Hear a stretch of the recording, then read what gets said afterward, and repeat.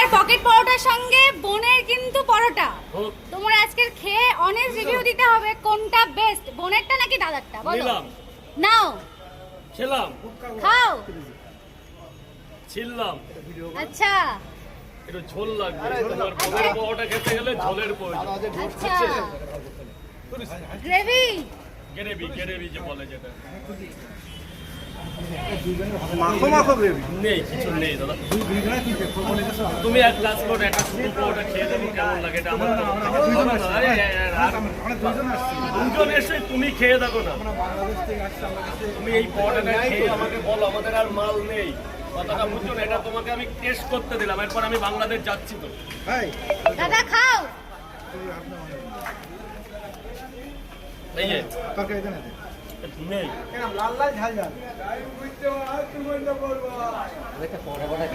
ওই বাবা খেয়ে কি বোনের বড়টা ফেল করে গেল নাকি?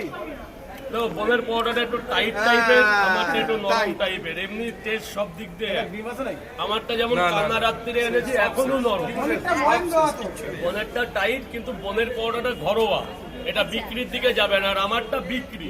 আচ্ছা, তার মানে কি তুমিই জিতলে? না খাবার রাজদা উইনার।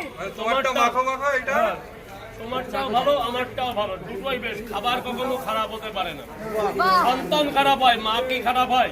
একদম আর যে তৈরি করেছে সে হলো মা, আজ আমরা খাচ্ছি আমরা হলাম সন্তান, আমরা খারাপ। কখনো কোনো খারাপ খাবার বিক্রেতা কিংবা খাবার যারা তৈরি করে খারাপ বলতে নেই।